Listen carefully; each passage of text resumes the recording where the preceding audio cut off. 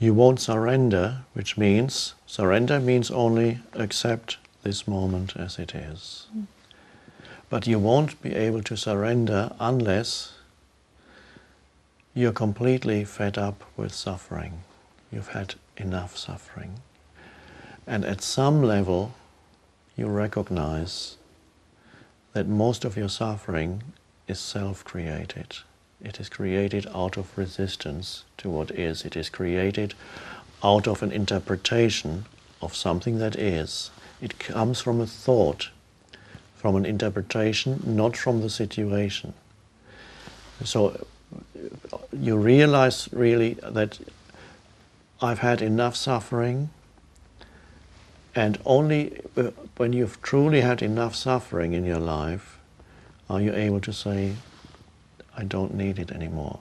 Suffering is a wonderful teacher. Suffering is most people's only spiritual teacher.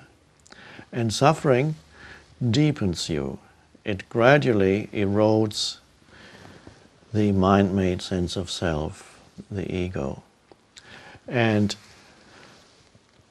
for some people, the point arrives where they realize, I have suffered enough. And that, for example, is the case with almost all the people who come to a retreat.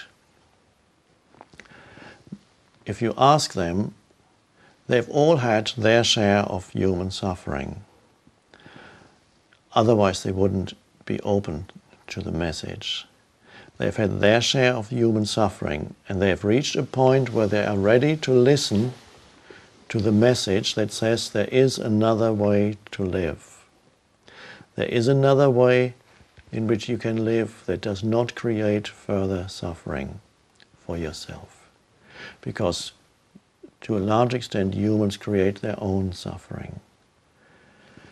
And so, when you are ready to hear that message, and that's really the message that is in every religion, that's the message, the central message of Buddhism is the end of suffering. And even the central message of the teaching of Jesus is finding the pearl of great price, finding the kingdom of heaven that is within you here and now, as Jesus says. And that, of course, is the end of living in a state of suffering.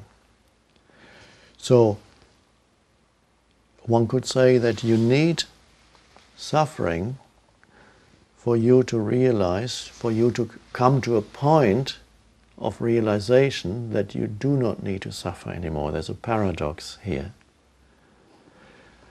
If I had not suffered, this teaching would not exist.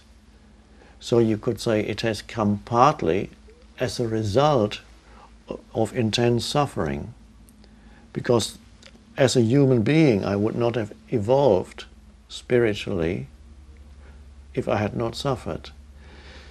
So suffering was my main teacher, and suffering is for many people their main teacher. But then some people are, when they are ready, they come into contact with a spiritual teaching or teacher, and that can speed up the process of realization that you don't need to suffer anymore. You're ready to hear that. So that was, the Buddha talked about nothing else already 2,600 years ago, that there can be an end to self-inflicted suffering. And when you don't inflict suffering on yourself anymore, and remember, it's the thoughts. Your thoughts make you suffer more than anything else. It's not usually the situation, it's your interpretation of the situation, of how dreadful it all is. And so when you see that, then you see there is another way to live in which I no longer mentally argue with what is. And that's the end of self-inflicted suffering. And if I no longer inflict suffering on myself, I no longer inflict suffering on others, because the two go together.